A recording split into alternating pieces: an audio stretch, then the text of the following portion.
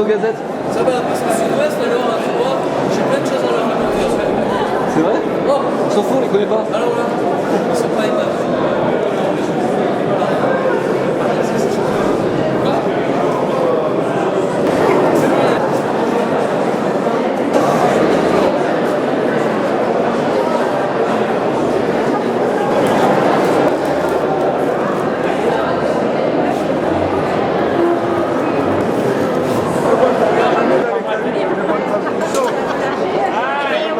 Tiens pour moi, Philippe. Bernard. Allez, nous revoilà. Très très clair, c'est-à-dire qu'aujourd'hui, la promotion de Vincent Feltès et l'absence quasi totale de projets métropolitains lui présenter un projet, une dynamique métropolitaine. J'avais lu le projet de Vincent Feltès, que je vous conseille de lire et de relire, le projet métropolitain. Il est extrêmement riche, extrêmement fort. La communauté urbaine fait un projet, malheureusement, qui est limité à parler une fois de plus du passage en 3 fois de la rocade, une fois de plus. C'est un mec que j'ai découvert il y a 3 ou 4 mois. C'est un gars qui est un ancien champion de water-polo, donc c'est vachement strong comme machin, et puis il a une pêche terrible. Alors en plus il est adorable, c'est un gros nounours, vous savez, c'est un gars quand vous l'embrassez, vous avez envie de l'embrasser deux fois. Donc allez le retrouver. Des langues régionales en tant que député. Il s'est préoccupé des langues régionales en tant que candidat de Bordeaux. C'est le seul aujourd'hui. Et aujourd'hui, Bordeaux est une ville occitane. Alors tous les Occitans qui sont ici et à Bordeaux doivent voter Vincent Feltès. C'est le seul candidat. Alors, Adichan Monde et Adichan Juppé, allez! Je vous dirais simplement que, à titre de confidence, l'une des questions que l'on m'a le plus souvent posée à l'occasion de cette campagne électorale, c'était la suivante. Attendez, il y a beaucoup de bruit dans L'une des questions, disais-je, qu'on m'a le plus souvent posée au cours de cette campagne électorale, c'est dites-nous, expliquez-nous ce qui vous différencie le plus du programme de vos adversaires politiques et notamment du principal, à savoir le maire de Bordeaux. Et sachez que cette question, personnellement, ne m'a jamais embarrassé. Certes, le maire de Bordeaux recueille habilement les bénéfices des actions engagées par d'autres, notamment recueille les bénéfices des actions engagées par la communauté urbaine, et surfe habilement aux ambiguïtés liées à la gouvernance co-gestionnaire de la communauté urbaine, et il a su surfer habilement sur ces ambiguïtés. Je pense que Vincent Feltès vous expliquera en autre sens si on n'a sorti pas d'un certain nombre d'impératifs et d'objectifs contraignants, et d'objectifs de calendrier. Et de chaque fois, notamment les réalisations des autres qui s'appellent le tramway, les quais, etc. Je trouve qu'ils ont vraiment l'arrogance de ceux qui viennent de quitter leur partie de chasse, mais je leur dirai une chose. Ils ne connaissent sans doute pas le proverbe africain. Mené remarquablement par Vincent Feltès avec toute l'équipe, et je sais que Vincent Feltès fait une campagne remarquable. On dit que c'est difficile, mais vous savez, les sondages, je le disais l'autre jour quand j'étais à Senon, les sondages, vous voyez parfois ce qu'ils donnent. On a de très mauvais souvenirs des sondages de la présidentielle de 2002. Et par conséquent, il ne faut pas se laisser assommer par les sondages. Ce que je veux dire, moi, pour parler un peu de Vincent Feltès, c'est quelqu'un que je connais bien, qui est très jeune, que j'ai vu arriver très jeune au sein du Conseil général. Et je peux dire que Vincent Feltès est un homme, n'est-ce pas, qui est considéré au-delà même de nos...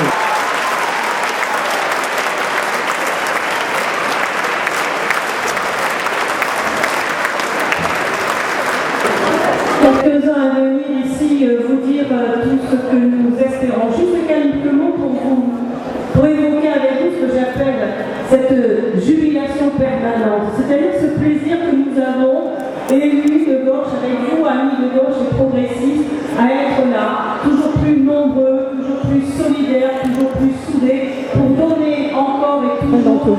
Parce qu'il ne faut pas s'y tromper. Il y a une réelle différence entre... Très estimable qui s'appelait Nelson Mandela. Et Nelson Mandela, mes amis, disait ceci, que les hommes qui prennent de grands risques doivent s'attendre à de lourdes conséquences.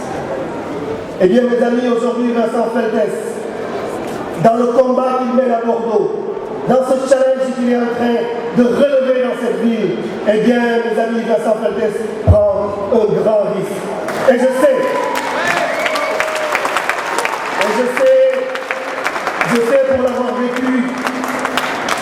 pour l'avoir vécu, et pour le vivre tous les jours, la force de violence avec laquelle cette bourgeoisie bordelaise, cette bourgeoisie multiséculaire bordelaise, la force de puissance avec laquelle elle peut réprimer, elle peut piétiner, elle peut s'affirmer de ceux qui ont mené des combats politiques à Bordeaux. J'étais candidat aux élections municipales en 2011.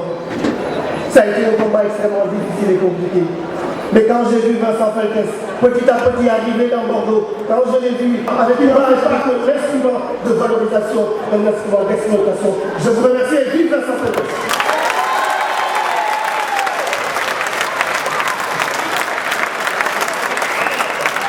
J'écoutais à l'instant Pierre Urmic, il disait quelle est la différence entre nous et Alain Juppé. Eh bien la différence, il y en a une qui est colossale. Alain Juppé a une ambition pour lui-même et nous avons une ambition pour Bordeaux. Notre programme, mais je vais vous en donner un deuxième exemple pour montrer le changement radical de vision que nous voulons avoir. Eh bien, nous ferons un Erasmus senior, c'est-à-dire des échanges entre l'université de Bordeaux, l'université dite du temps libre, et les universités étrangères. Et j'en ai déjà parlé avec mon homologue allemande, et notre ville jumelée, Munich, sera la première à initier ce jumelage. Ce jumelage, Munich, que le maire de Bordeaux a laissé sur le côté, et je me permets de vous le dire, pour des raisons de prestige personnel, parce qu'il jugeait qu'il avait été... Est-ce que Bordeaux est là? Est-ce que la Cube est là? Est-ce que Talence est là? Est-ce qu'Ambès est là? Est-ce que Passin est là? Est-ce que le Taillant est là? Est-ce que Carmont Blanc est là? Que commencer? Ça ne fait que commencer parce que nous avons encore devant nous 6 jours. 6 jours d'ici le premier tour. Nous avons l'impression d'être partis il y a longtemps, très longtemps. Je me souviens de ce 6 juin 2013, pas très loin d'ici, au Café du Port, où je déclarais ma candidature, enterré de tous les élus de la Cube, avec Michel par Twitter, avec un certain nombre de personnes depuis des mois. Ça ne fait que quelques jours qu'ils commencent à l'appréhender. Et alors, ils ont découvert une chose extraordinaire. Ils n'avaient plus le droit de réfléchir. Pensez-vous, l'Express avait réfléchi pour eux. Les Échos avaient dit pour eux. Challenge avait pour eux. Et les Bordelais ont découvert. Puis j'ai vu tous ces magasins fermés, abandonnés. Je me suis souvenu qu'une des caractéristiques de Bordeaux, il y a quelques années, c'était la multiplicité des commerces partout, notamment sur les barrières. Et je me suis dit, mais ce moment un nouveau restaurant, qui meurt parce que le foncier est beaucoup trop cher. Et on sait bien, on a aperçu les aubiers. Et on s'est dit, mais là aussi, qu'est-ce qui a été fait toutes ces années, toutes ces décennies? Vous savez, une campagne électorale, c'est long, c'est exigeant. Il y a des souvenirs. Un des souvenirs qui m'a le plus choqué dans les discussions que j'ai pu avoir avec Alain Juppé, c'était un soir de juillet. Puis nous avons vu les choses poindre un peu partout. Nous avons vu le bassin à flot, nous avons vu Rico, nous avons vu des choses comme ça. Et nous n'avons pas cru à ce Bordeaux populaire, à ce Bordeaux historique, et la réponse pour nous était évidente. Et toujours,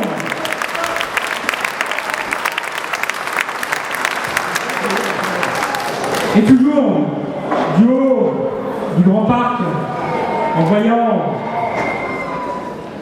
la piscine, en face, la salle des fêtes, vieux combat de Michel, toujours fermé, émerger. Le stade Chaban, le refit et peut-être un peu la culture. Et pourquoi la campagne n'a pas été plus intense? Pourquoi la campagne n'a pas été plus vive? Pour une raison simple, parce que le maire actuel, Alain Juppé, n'a pas souhaité dire ce qu'il allait faire.